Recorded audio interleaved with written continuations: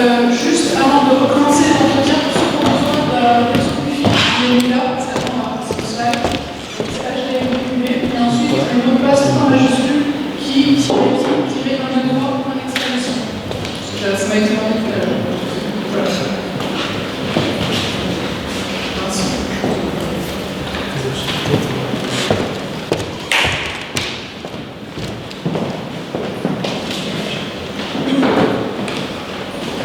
Alors, nous allons commencer la suite de nos travaux. Nous recevons Florian Simondi de la FrenchCom, nous recevons Philippe Chevrolet de l'agence MCDG Conseil, et nous recevons Charles Brigadier, ancien directeur de la communication de la Boule, et impliqué effectivement dans les élections municipales de cette année. Alors, en introduction de ce panel, on va parler des nouvelles formes de participation, contribution de masse. On va parler effectivement du million de contributions sur la plateforme du grand débat. On va parler de ces centaines, même ces milliers de débats qui ont eu lieu dans les communes, où là, effectivement, parfois il n'y avait pas le président, il n'y avait pas les ministres, parfois que le maire face à ses administrés.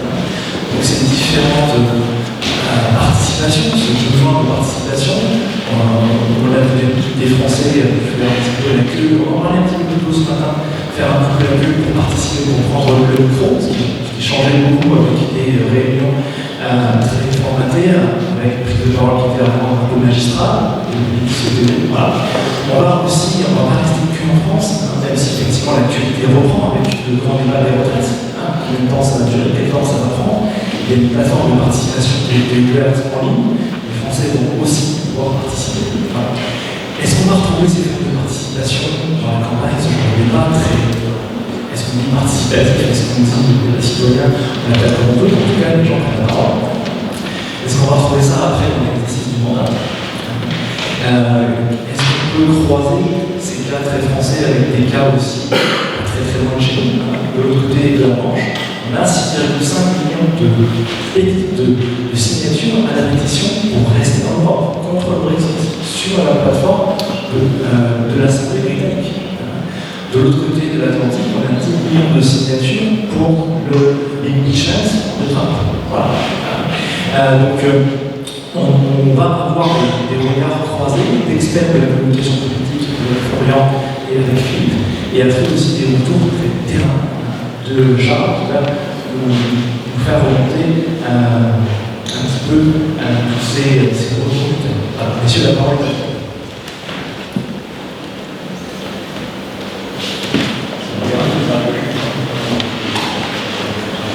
Merci du temps que vous avez demandé. D'abord, si ça n'a pas été fait avant moi, je voulais remercier et féliciter Vincent pour l'organisation de l'événement qui manquait, je crois, dans nos paysages.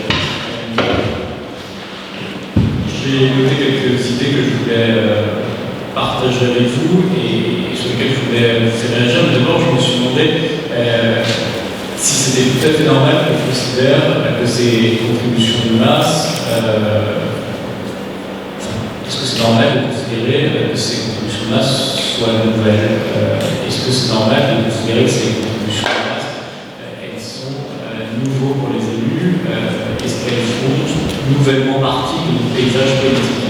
Bien, je veux dire que je ne le crois pas. Je crois que ce qui a surtout changé, c'est que pour exister, ces contributions de masse par le passé, elles devaient d'abord avoir été permises par le pouvoir en place. Par le référendum, par exemple, mais déjà, si ces contributions de masse pouvaient s'exprimer par le référendum, il fallait supposer que le référendum ait été permis par le pouvoir en place. Dès 1789, avec les États généraux, l'égalité permettent des contributions de masse. Donc, le politique n'a pas à être surpris de l'existence de la volonté des Français d'exister dans le débat public. Je crois qu'il y a aujourd'hui un impératif délibératif qui suppose que les élus soient suspects de vouloir imposer du haut toute décision. Cet impératif délibératif, pour moi, il va changer la donne parce que les Français vont aujourd'hui ne pas accepter une décision uniquement parce qu'elle a été prise par le décideur qui avait une légitimité quelconque, être un décideur, aux membres d'un cabinet, ça ne permet plus, ça ne suffit plus à imposer une décision. Il faut aujourd'hui que le citoyen ait le sentiment d'avoir participé à cette décision et il faut qu'il comprenne en quoi en quoi il a été réellement associé à cette décision pour qu'il accepte cette décision. Et je crois que c'est ça, surtout, qui change. Lorsqu'on interroge les Français, il y a un chiffre, moi, qui, depuis quelques mois, me trotte en tête, 5% des Français disent faire confiance à un parti politique. Ça dit quand même l'état de la défiance qui existe dans notre société. C'est le chiffre le plus bas de toute l'Union européenne. Personne dans l'Union européenne ne fait aussi peu confiance à des partis politiques que les Français. Ça dit quelque chose lorsqu'on est un élu, ça dit quelque chose où ça doit entraîner des modifications on conseille potentiellement un élu, parce qu'on ne peut pas parler de la même façon à quelqu'un qui fait confiance à une parole institutionnelle, qui fait confiance à une parole politique, et quelqu'un qui vous dit préalablement, d'ores et déjà, qu'il ne fait pas confiance, avant même que le message soit diffusé, à la personne qui diffusera ce message. Je veux ensuite attirer votre attention sur deux points. D'abord, évidemment, le numérique il a peut-être changé la donne, peut-être qu'il facilite le fait que les citoyens s'expriment, mais la vérité c'est que je crois que même s'il n'a jamais été aussi facile et aussi peu cher pour les citoyens de tordre le bras à un élu par une mobilisation citoyenne, il ne faut pas oublier qu'il reste tout un pan des Internet qui permettent de faire cela fictivement.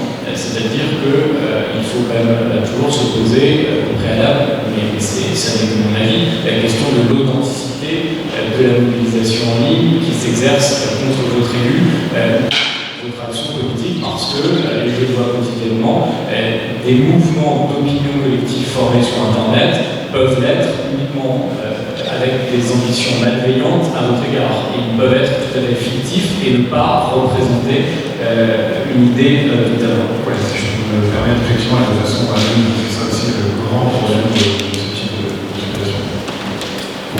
Le second point, c'est que je crois que, et je le dis parce qu'on est entre nous, je crois que le politique porte une très grande part de responsabilité dans la façon dont les citoyens ont aujourd'hui encore plus envie de peser sur la décision politique. On a trop souvent donné le sentiment qu'on pouvait faire de la politique sans les citoyens. On a trop souvent donné le sentiment que malgré l'expression qui existait et qui remontait jusqu'à des hommes politiques, eh bien, on peut faire de la politique contre ces avis qui s'exprimaient, qu'on ne peut pas quotidien aujourd'hui. Ça va tout à fait être possible parce que le citoyen, comme le consommateur, qui est d'ailleurs dans les commandes à l'égard de l'argent privé, il va vouloir reprendre le pouvoir et tenter de faire infléchir cette action politique. Et donc l'enjeu du politique qui va réussir à faire face à ces contributions-là, c'est aussi d'abord une capacité d'écoute. Il va falloir faire preuve d'une capacité d'écoute, parce que l'art du politique, c'est à la fois d'apaiser les tensions et de gérer les contradictions.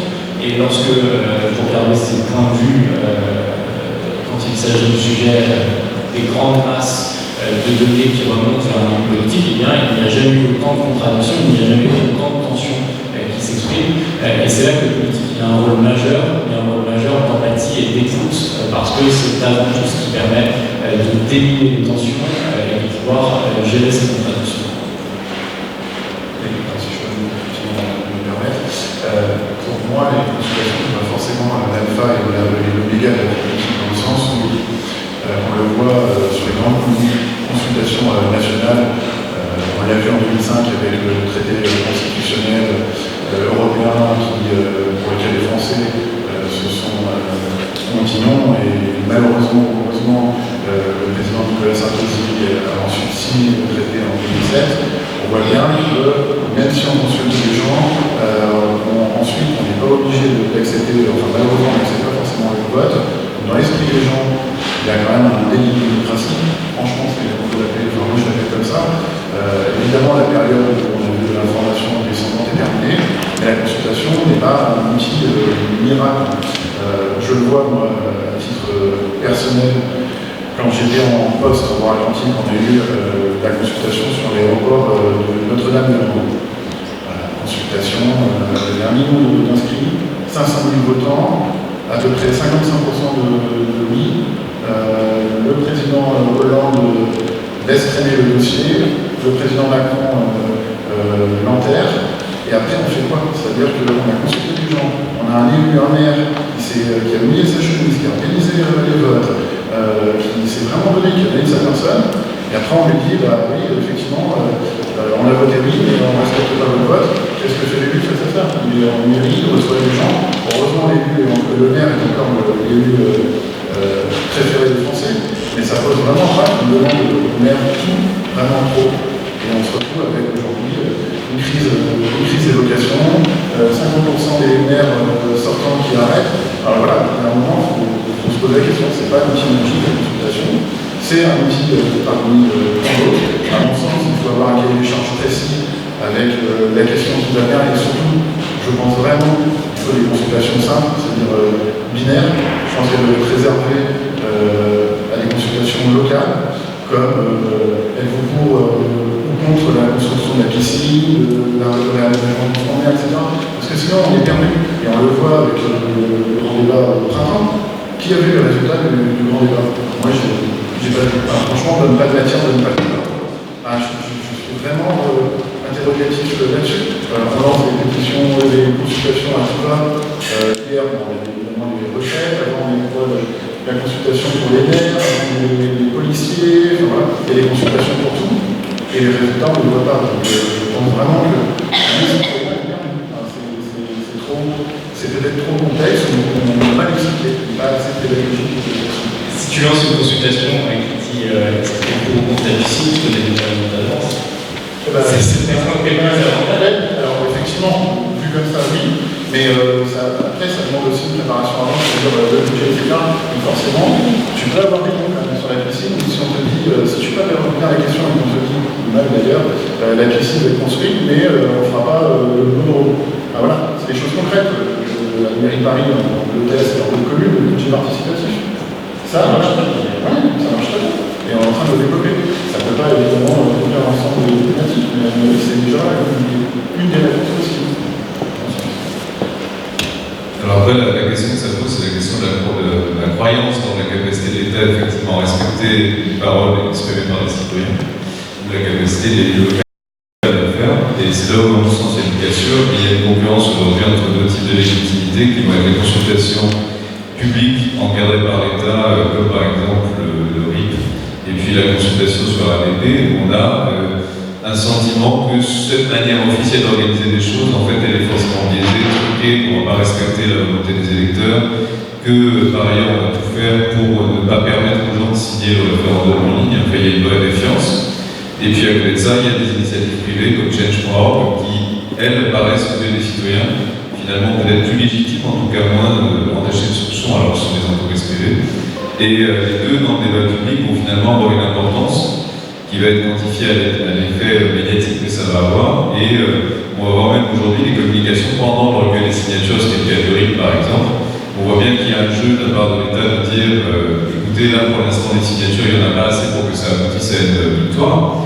Ce qui fait que du côté des opposants, il y a peut-être un découragement, une démobilisation, et donc on signe moins, etc. Donc il y a un enjeu de communication aussi, même pendant cette consultation qui dure quand même 9 mois.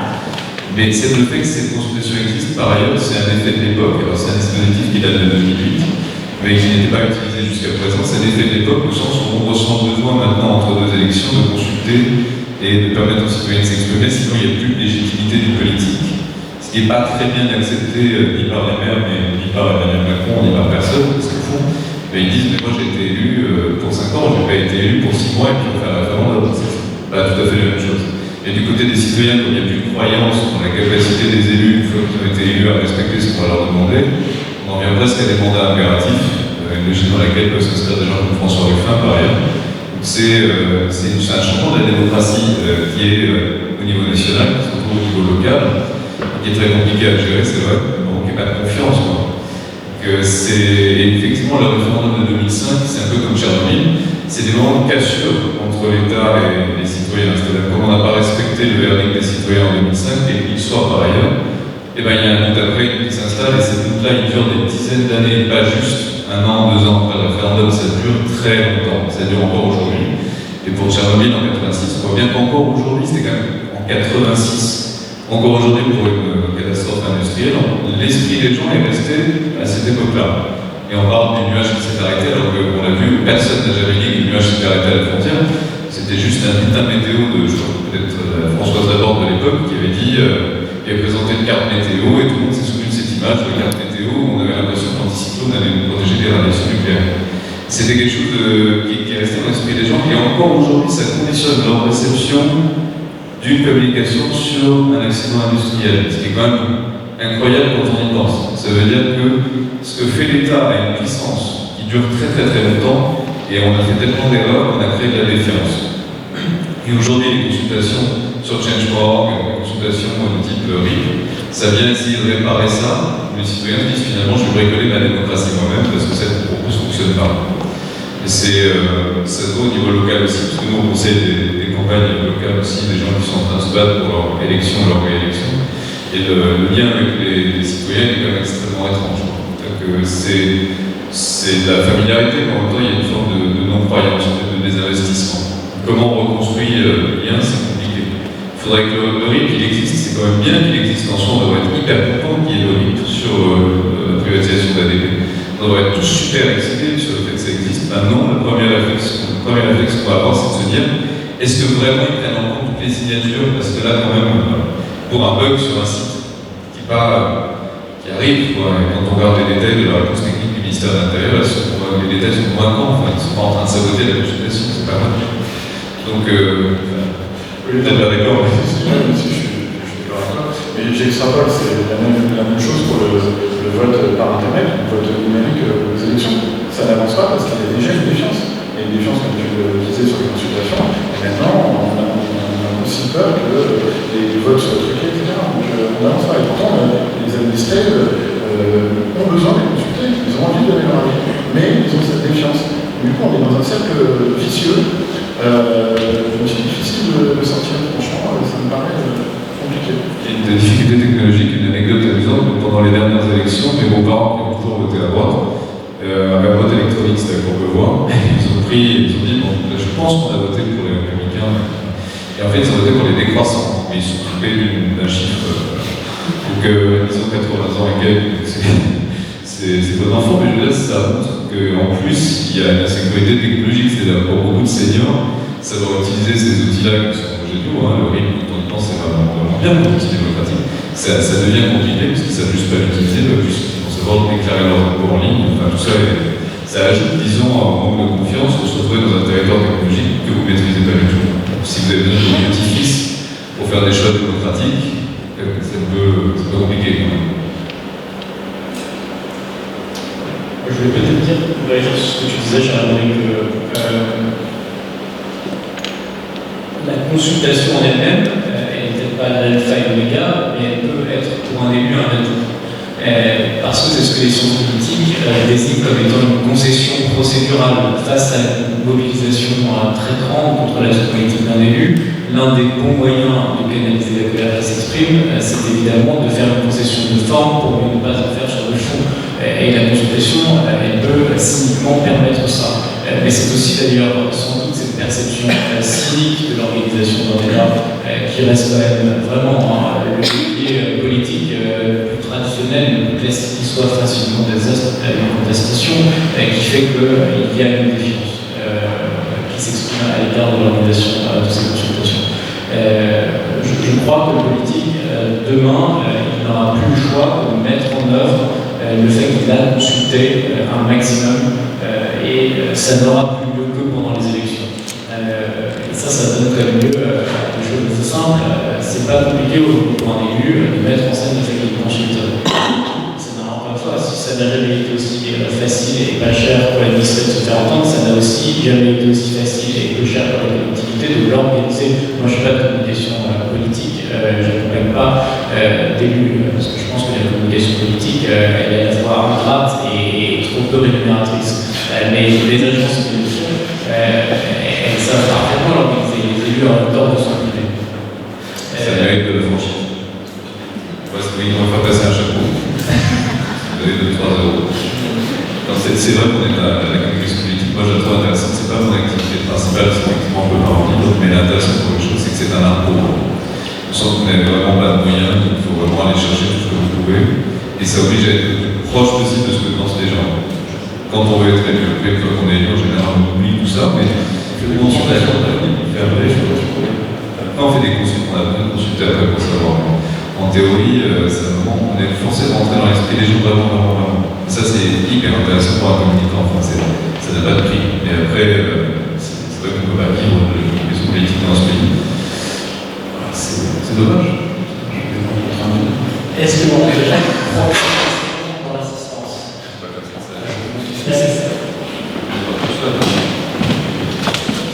Merci. Alors, c'est pas vraiment une question, mais c'est une observation. Je crois qu'aujourd'hui, on constate tous, effectivement, il y a une demande forte de la population de participer aux décisions. Je pense qu'on sera aussi d'accord pour dire qu'à part quelques-uns, ils sont assez peu finalement à vouloir prendre des décisions sur tout. Ils demandent simplement à ce que leur contribution soit prise en compte. Par contre, il y a quelqu'un qui faisait remarquer tout à l'heure, c'est vrai que les élus ont tendance à dire j'ai été élu sur mon programme. Je pense que c'est une phrase qu'ils arrêtent de dire parce que concrètement les gens qui sont élus sont finalement élus avec assez peu de personnes, donc ils ne sont pas représentatifs de la majorité des personnes. Donc ce n'est pas pour moi l'argument valable, c'est au contraire quelque chose qui braque les gens de manière générale. J'ai encore entendu le président, que je peux apprécier par ailleurs, le dire hier au débat. Pour moi, cette phrase elle est catastrophique. Ensuite, la défiance dont on parle, effectivement, elle ne va pas se démonstrer sur le court terme, mais il ne faut pas pour autant abandonner parce que c'est au long cours, effectivement, que les gens verront, s'ils sont consultés régulièrement, que finalement, c'est quelque chose qui peut se faire. Pour moi, c'est une vraie période d'opportunité. Alors, il y aura beaucoup d'attention, forcément, mais c'est une vraie période d'opportunité de tester des choses pour voir comment, effectivement, on peut construire le lien. Et au fur et à mesure, on trouvera bien des formules qui peuvent fonctionner. Il y a eu une remarque aussi sur le fait qu'il n'y avait pas de restitution. Il y a en effet un devoir de restitution et à la limite d'insister en termes de communication sur les éléments qui sont ressortis des contributions. Et ça, c'est vrai qu'on le néglige souvent. Et s'il y a une ou deux personnes qui ont l'impression qu'il y a quelque chose qui est issu de ces débats, qui a vraiment été pris en compte, là aussi, ça fait toute la différence. Et puis, juste terminer sur quelque chose que je n'arrive pas de dire aux élus, j'accompagne parce que moi, je suis collaborateur d'élu. Je pense qu'il faut faire le pari de la franchise aujourd'hui. Contrairement à ce qu'on pense, les gens sont prêts à entendre qu'il y a des choses effectivement qui ne sont pas possibles à partir du moment où on décortique et qu'on leur explique pourquoi ce n'est pas possible. Alors, il y aura toujours des facteurs, mais je pense que de plus en plus, il faut aujourd'hui faire le pari de la franchise. Voilà. D'accord, donc c'est une question de Mme Françoise et vous êtes collaboratrice en Martinique. En Martinique, tout à fait. Et donc votre question, c'est que... c'était pas une question, c'était juste quelques remarques. Très bien. Mais ça, c'est peut-être juste intéressant pour revenir là-dessus. La question de la franchise, elle est à mes yeux toujours très compliquée, parce que qu'est-ce que c'est la franchise et qu'est-ce que c'est la vérité? Si je tiens dans ma main un stylo, que petit, vous avez eu un accident avec ce stylo parce que votre petite sœur vous a crevé l'œil avec, vous allez considérer que ce stylo c'est potentiellement une arme, alors que pour vous ce stylo c'est un outil d'écriture. Ce que je veux vous dire c'est qu'on ne perçoit pas tous le même message de la même façon. Et donc la franchise, la vérité pour un élu, c'est d'abord tenter d'essayer de comprendre comment son message de lui sera perçu par des gens qui n'attendent pas la même chose de lui. Et c'est pour ça que c'est pas si facile que ça. Et en fait, que moi je ne conseillerais pas à des élus d'être dans ce que eux considèrent la vérité, parce que c'est pas un moyen de conquête électorale efficace, parce que l'élu, et vous en avez sans doute tous croisé un jour, qui considère que la vérité révélée sur tout et qui se met à chanter sur tous les trottoirs, c'est pas un élu qui finira par être si facilement élu, surtout s'il a des concurrents qui savent très bien utiliser ces déclarations.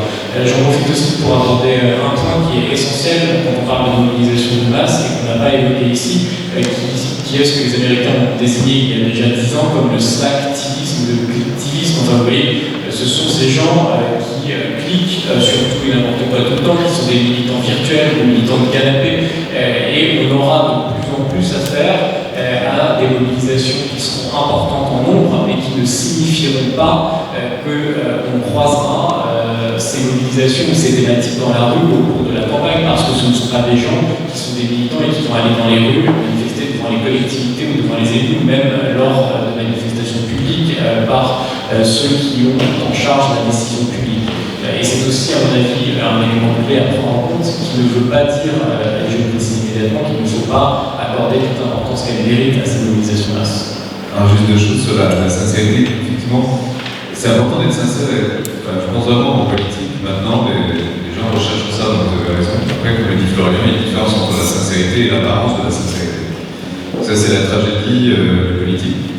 Et c'est ce que Sarkozy a résumé ça en disant qu'il faut avoir des sincérités successives. Il faut réfléchir à cette phrase.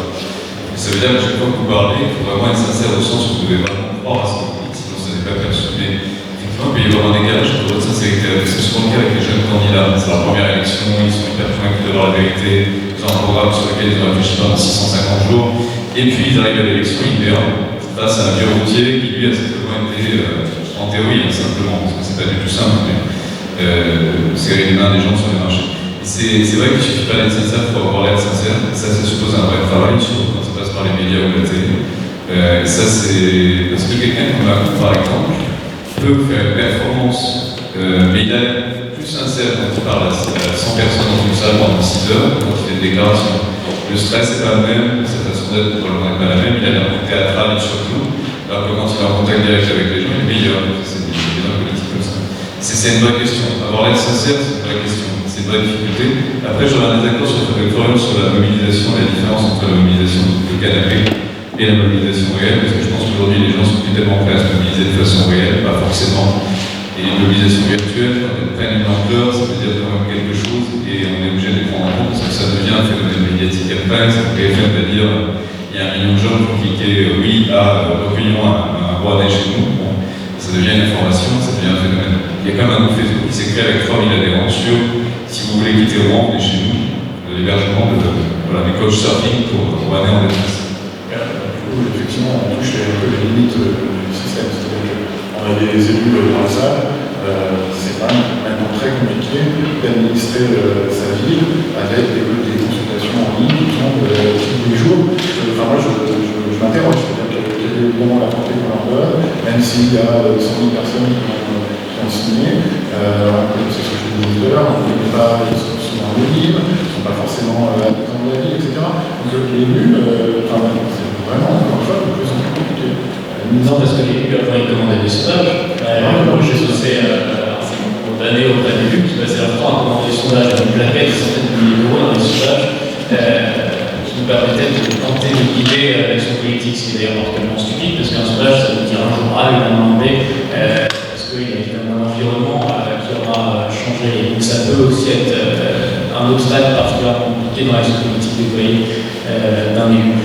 Mais aujourd'hui, au lieu d'avoir recours aux instituts sondeurs, je leur dis immédiatement que je les aime beaucoup parce que je les utilise quotidiennement dans le cadre de mes activités, mais on utilise le citoyen lui-même qui nous fera part de son sentiment et de son avis. Je crois que c'est tout aussi efficace. Juste un mot, les sondages, c'est vrai que c'est pas suffisant, ce que faisait la méthode bilan collé, qui date des années 80, mais qui a quand même refusé de faire des focus group. Donc ça reste à mon sens important, c'est-à-dire que si vous avez l'idée de faire des focus group avec les habitants sur une thématique, c'est extrêmement important. Je me souviens notamment de focus group sur l'électorat de droite, on s'est rendu compte, c'était la dernière élection primaire à droite, on s'est rendu compte qu'une partie des électeurs de droite reprochait toujours à Sarkozy son divorce.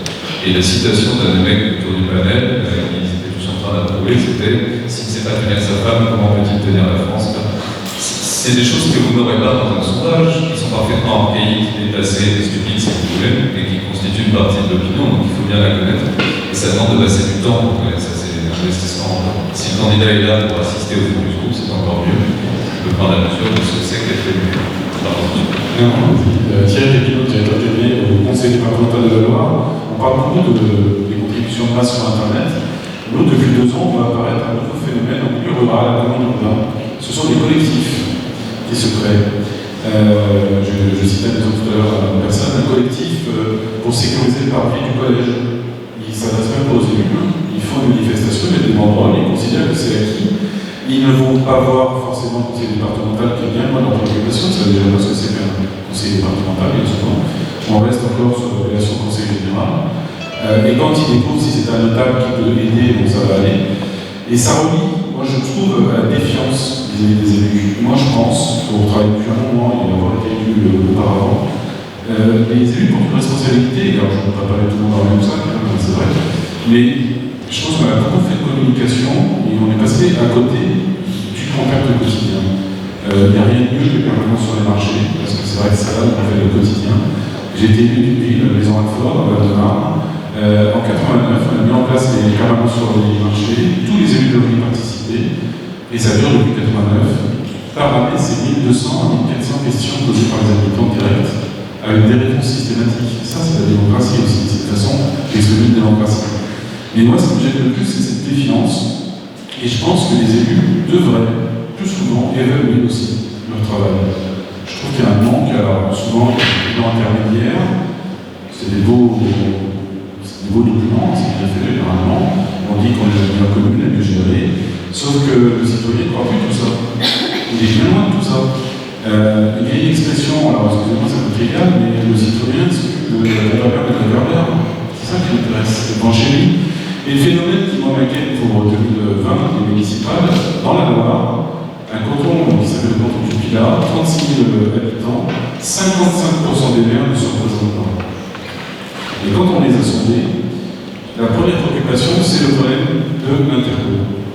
Ils ont l'impression de ne plus gérer leur commune, d'être dépendants des interco. Alors nous, on a plus une interco de métropole. Je vous raconte pas, donc c'est compliqué. Et ces maires se disent, si je cherche juste à me faire engueuler le matin et le soir, ça ne m'intéresse plus. Je fais portement le week-end, je fais l'assistante sociale de la semaine. Souvent, ils sont en activité, parce qu'il y a beaucoup de jeunes maires qui sont encore en activité, il ne faut pas croire qu'ils sont tous retraités.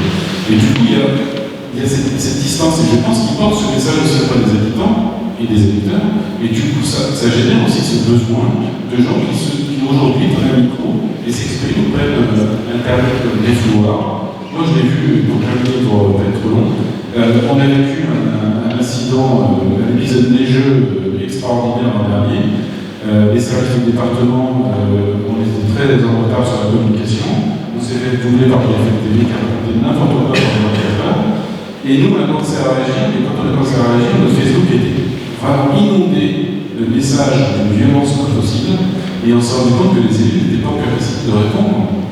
Et c'est là où on voit qu'on est dépassé par les réseaux sociaux. Et moi, je l'engage parce qu'on l'a fait. Aujourd'hui, on répond on fait un filtre aussi sur les réseaux sociaux parce que ça se déchaîne, mais on répond à toutes les interrogations.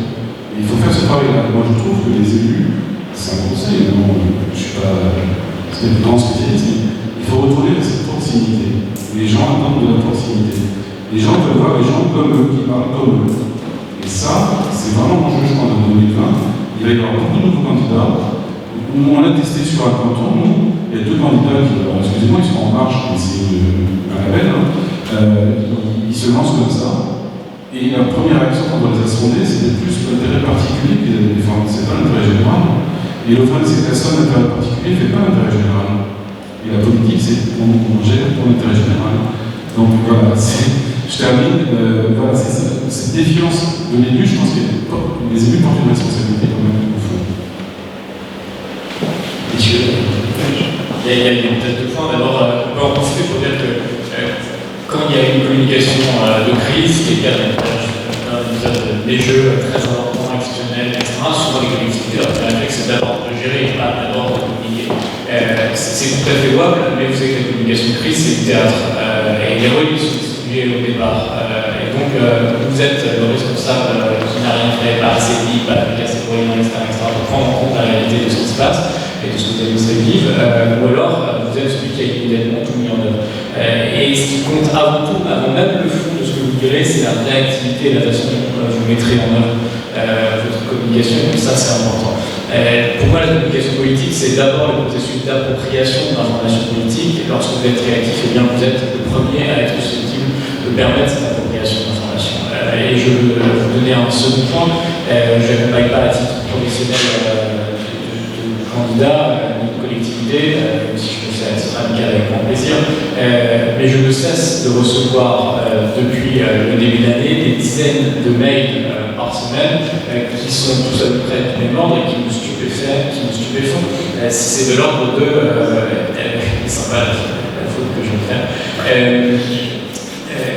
ces mails, c'est assez systématiquement des collaborateurs d'élus qui me disent « Ah mais on n'a pas communiqué avec nos administrés depuis un an, quel support on peut mettre en place pour faire le bilan de notre activité à la veille des élections ?» Donc je me dis qu'en 2019, il y a donc des tas d'élus, des tas de collectivités qui sont en train de se demander en ce moment ce qu'elles vont mettre en œuvre pour communiquer et pour faire part de leur bilan. Le drame de la défiance, il est aussi là. Et par ailleurs, je crois que c'est encore pire que ce que vous avez dit, c'est que non seulement ils ont une défiance à l'égard de ce qui est exprimé comme support de communication qui peut être évité, mais cette défiance elle est telle qu'ils non seulement ils ne croient plus ce qui est indiqué, mais en fait ils ne prennent même plus le temps de lire. Alors que ça a un coût, alors que ça a mobilisé des services qui sont dans lesquels ils vont utiliser et comment valoriser l'action de leurs élus. Puis rappelons que c'est interdit parce qu'on est à 6 mois, on est dans la période des 6 mois avant l'élection, donc vous risquez la validation, c'est que vous commencez à utiliser le bilan comme argument de campagne. Donc fais une réponse par défaut sur ton mail. Et on voit ton avocat de la On verra avec toi.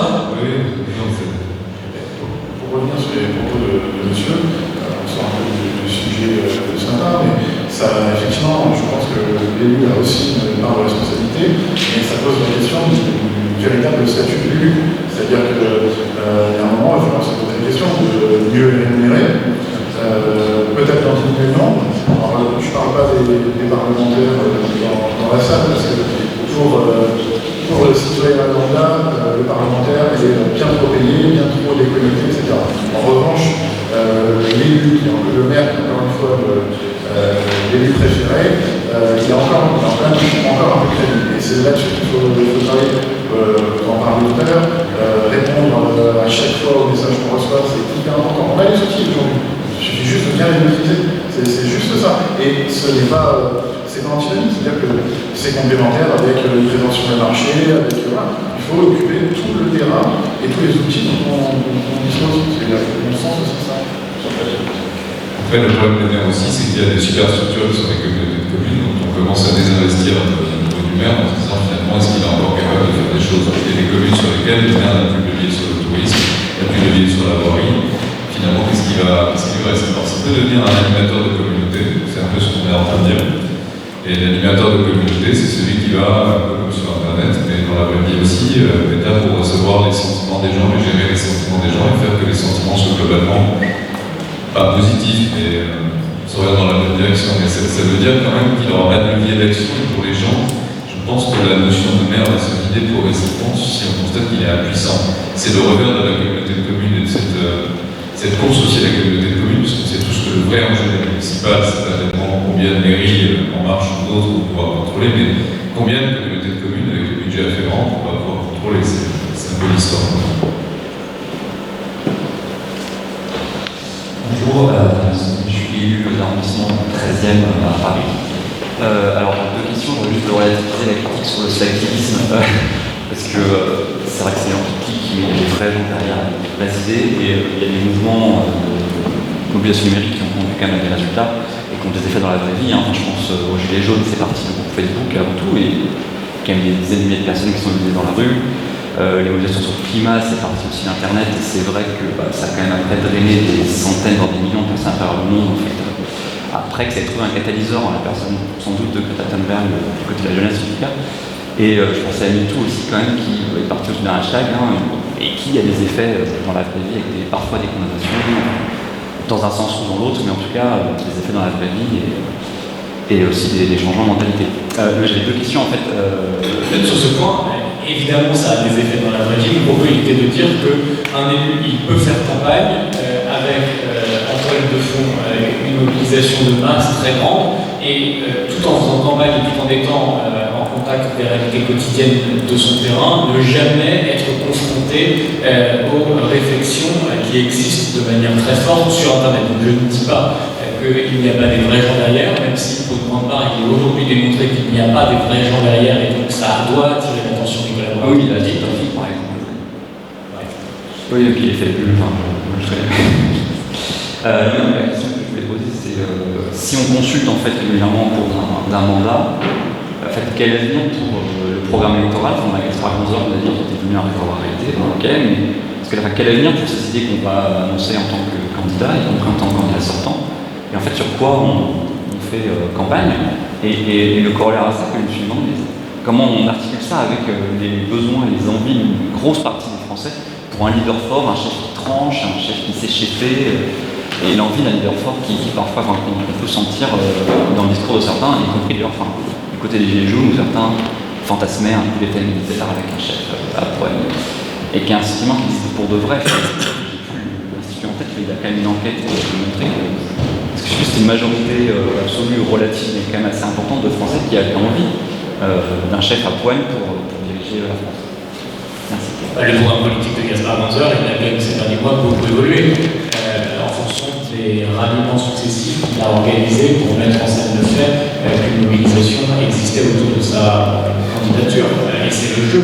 Par nature, toute campagne conduit un programme politique à évoluer en fonction de la stratégie de mobilisation qu'on veut organiser autour de la personnalité politique. Ça ne me choque pas. Disons qu'il ne faut pas surinvestir le programme. Non, mais il y a une raison à ça, c'est que quelle que soit l'idée que vous avez, ce que vous allez faire une fois que vous serez élu, c'est après ce qu'on a besoin de connaître, au fond, ce que les électeurs ont besoin de connaître, c'est votre personnalité et votre intention, et en gros vos valeurs. Et quelqu'un qui a inventé ça, c'est Roger Ailes, qui est le créateur de Fox News, mais aussi le créateur du personnage de Ronald Reagan, qui accessoirement est aussi intervenu sur l'image de Jacques Chirac, qui avait été conçu par Claude Chirac après la défaite de 88. Ce que Roger Ailes a constaté en arrivant au pouvoir avec Ronald Reagan, c'est que les mesures proposées par Ronald Reagan, c'était le ruissellement de l'époque, c'est-à-dire en gros, baisser les impôts pour les gens les plus riches, les augmenter pour les foyers les plus pauvres, ça va être bien pour l'économie. Il a constaté que cette mesure était extrêmement impopulaire. Mais par contre, que Ronald Reagan en lui-même, avec ses valeurs et ce qu'il portait, était et demeurait extrêmement populaire.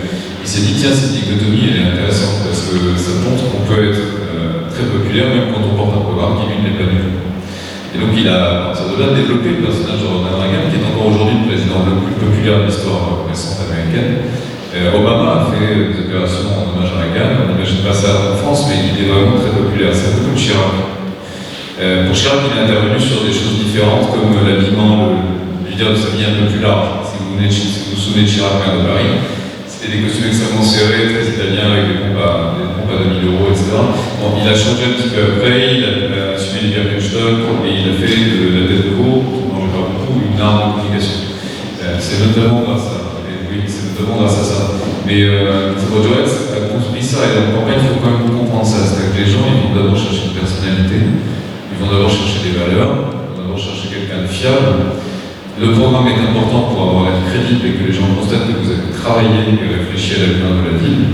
Ils ne s'attendent pas nécessairement à ce que vous appliquiez ce truc à la lettre après, tout simplement parce qu'en général, ils n'ont pas lu. Ils ont une idée globale de ce que vous allez faire, mais voilà. Et qu'en plus, honnêtement, la vocation du programme, une fois qu'on est élu pour passer en force sur les mesures, c'est pas, on l'a vu, comme on l'a dit tout à l'heure, mal ressenti. Après, la réalité, c'est que c'est un compromis que vous faites en permanence avec les gens. La question qu'on a en train de se poser là, c'est si c'est un compromis permanent, est-ce que ça s'appelle encore gouverner? C'est une très bonne question. Le truc, c'est qu'on ne peut plus aujourd'hui passer en force. On est passé dans un système où on était élu, on avait la paix entre guillemets pendant 5 ans, à un système où effectivement, par les sondages, par Change.org, par pétitions locales, par Facebook, on est constamment challengé sur sa légitimité, tout le temps. C'est là où un leader fort peut être rassurant, parce qu'un leader fort va transcender ces problèmes-là, c'est la logique populiste, et il va vous donner l'impression qu'il vous entend tout le temps, parce qu'il est un skip à la page, comme ça dit, c'était ce qui n'a pas réussi. C'est un système parlementaire. Savoir que j'avais une remarque sur un paradoxe, c'est que les habitants ont la volonté de pouvoir contribuer et participer, mais nous on s'aperçoit que de temps en temps, quand on va avec, on leur pose des questions, on leur demande ce qu'ils pensent, on n'a pas forcément les masses de réponses. Par exemple, on fait une enquête annuelle de satisfaction avec pas mal de questions ouvertes. Il faut se battre pour avoir quand on a même des réunions publiques ou des réunions dans le droit, comme le faisait à Paris, on a aujourd'hui peu de gens qui ont la disponibilité de passer une soirée.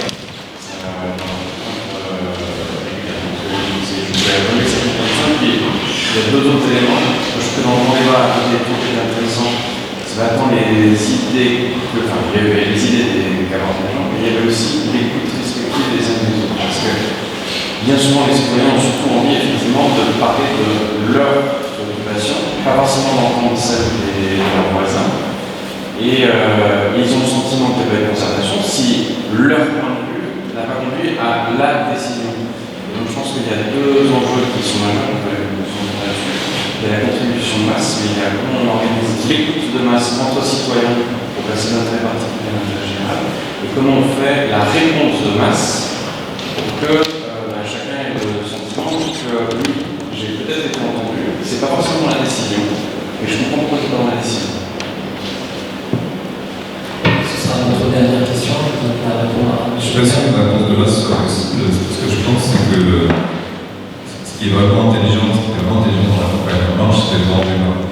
Pas le grand débat, la grande marche, non. Il y a toujours des grands quelque chose. La grande marche. Et la grande marche, c'était intéressant parce qu'on est allé voir les gens pour leur demander proactivement pour penser ce qu'il y avait pas. Je pense que c'est un exercice qu'on fait régulièrement. Et dans cet exercice-là, on doit d'abord délivrer des messages au niveau d'une commune en disant voilà, je viens vous voir, est-ce que vous avez 5 minutes à me consacrer, qui viennent toujours aux réunions, c'est une certitude, là, c'est compliqué, il faut aller les voir. Et là, le porte-à-porte demeure encore un bon moyen parce qu'il n'y a pas de refus finalement. C'est rare qu'on se connaît une porte en fait en réalité. Et puis ça permet de collecter des données, des analyses, des sentiments, des opinions. Et c'est un travail extraordinairement agréable. Et je pense que c'est un bon moyen de s'assurer que le contact demeure et que le message passe. Et répondre en masse à des préoccupations particulières. Par contre, donner l'impression d'écouter, de prendre en compte et venir à la rencontre des gens en disant je suis maire, depuis 1 an, 2 ans. Voilà, c'est intéressant. Ce serait à tester en dehors des périodes de campagne. Le problème, c'est que les politiques qui font ça que pendant les périodes de campagne. C'est ça qui rend le truc insincère. Si vous le faites après, si ça devient, comme on disait, une partie de votre travail, ça change de travail. C'est intéressant. Par rapport à ce que vous avez dit, en sous forme de règle, le français, effectivement, il aime consulter, mais il n'a pas forcément son avis. C'est comme je veux moins d'impôts et plus de services publics. On est à peu près là-dedans. Donc ça demande peut-être un peu plus de notre part, un peu plus de pédagogie, et de leur part, de s'intéresser un peu plus aussi aux problématiques qu'ils peuvent rencontrer avant de voter, etc. Là, on peut partir sur un autre sujet, mais c'est vraiment ça, c'est ce que vous dites. Il y a un souci, on donne la parole et on n'a pas forcément de réponse qualifiée en face. Et alors là, ça va prendre malheureusement quelques années. Mais il ne faut pas, désespérer. Moi, je crois qu'on peut répondre en masse. Il peut y avoir une part de cynisme à ce que je vais dire là, mais Jacques Chirac ou d'autres après lui ont systématiquement répondu en masse. Et d'ailleurs, la mort de Jacques Chirac a été intéressante parce qu'un certain nombre de personnes se sont mis à publier des lettres qu'ils avaient reçues sur les réseaux sociaux, et c'est assez drôle de voir 2 lettres qui disent exactement l'inverse d'une lettre à l'autre, mais les 2 lettres se terminent par un mot qui semble manuscrit et qui a permis de toucher et de satisfaire la personne qui l'a reçu. L'élu qui saura répondre à la mobilisation de masse efficacement, c'est d'abord celui qui réussira à s'adresser à l'écho et à l'intérêt de chacun pour mieux montrer à quel point il a entendu et compris avec empathie l'importance dans cette situation. Et ça, c'est possible avant ça, vous avez dans l'écrit. Aujourd'hui, on peut le faire juste par email. C'est juste important de répondre. Trop souvent encore dans les collectivités, les citoyens n'ont pas de réponse à leurs emails. Alors peut-être qu'ils écrivent au mauvais service, peut-être qu'ils n'utilisent pas le process qui a été créé et conçu par la collectivité pour se faire écrire par les administrés. N'empêche qu'il est aujourd'hui possible de répondre assez facilement à tout le monde. Peut-être que le numérique a déshumanisé tout ça et qu'il est donc moins efficace dans l'impact qu'il a et qu'il agit moins positivement dans celui qui a fait part de sa audience. N'empêche que, en regardant ce qui s'est fait avant, ça fonctionnait très bien de faire ces petits courriers d'accusé-réception. Dans les groupes parlementaires, à droite comme à gauche de l'Assemblée nationale, vous avez des rôles entiers de courriers qui arrivent et des rôles entiers qui repartent d'accusé-réception avec des mentions manuscrites qui démontrent à quel point les élus sont censés être attentionnés à l'égard de ce qui a été exprimé comme revendication. À mon avis, on a des leçons à tirer au niveau local. Juste pour voir que la politique aujourd'hui, c'est un individu qui s'adresse à un autre individu. Chirac était très fort parce que, je reprends toujours l'exemple de ma belle famille, mon père était ancien militaire, de la guerre d'Algérie, et le jour où Chirac il est anti-gaulliste, qui est le cas de beaucoup d'anciens militaires de la guerre d'Algérie. Il a vu Chirac une fois, et Chirac l'a conquis simplement en se souvenant de son nom et en lui demandant des détails assez précis sur son parcours militaire. Pourquoi? Parce que probablement Chirac avait consulté des fiches qui avaient été briefées avant. Et on le sait, ça en théorie, mais quand ça vous concerne vous, ça fait toute la différence. C'est juste l'attention à chacun, le fait de savoir établir une relation individuelle avec chaque électeur. C'est évidemment beaucoup plus facile, entre guillemets, dans une commune de 3000 habitants, beaucoup moins facile dans une commune de 80 000, encore moins de 1,5 million, mais c'est ça qui fait le bon politique. Et on voit un truc qui dit à cette équipe, moi je vous connais déjà, je ne vais pas passer de temps avec vous, c'est un petit peu abrupt, ça explique une partie de ces problèmes. Par contre, je vais passer du temps avec les nouveaux, parce que les gens je ne connais pas encore là, je peux passer 45 minutes, et parce que ça compte. Et ce qui compte, c'est d'aller constamment parler à des individus, les ramener, etc. Ce que fait l'Élysée très bien, ce sont des milliards de dîners qu'ils organisent, des réceptions pour la French Tech, c'est pour les chefs, moi je conseille pas mal de chefs étoilés. Quand ils reviennent de l'Élysée, franchement, ils ne touchent plus terre. Ils oublient qu'ils étaient 500 parce qu'ils ont tous leurs photos avec Brigitte. Ça paraît stupide, mais c'est l'essence du politique. C'est toujours de l'humain à l'humain. Et plus vous serez dans cette humanité-là, plus vous serez dans la vérité, parce que c'est ça, cette relation-là. C'est pas du clientélisme, je parle bien d'une relation humaine. C'est pour ça que le porte-à-porte me plaît beaucoup, c'est parce que ça permet ça. Et on peut, quelque part, peut-être sans doute le massifier, et puis on n'a pas toujours un Chirac sous la main. Merci pour tout. On retient donc que si les contributions sont nécessaires pour consulter ces électeurs, il ne faut pas que ça vienne contester la légitimité de l'élection. En fait, on peut remplacer le curseur où on souhaite. C'était très intéressant d'avoir vos retours de la Savoie, de la Martinique et de la Loire, d'un arrondissement parisien. Merci pour toutes ces interventions et pour ce que je termine dès jeudi.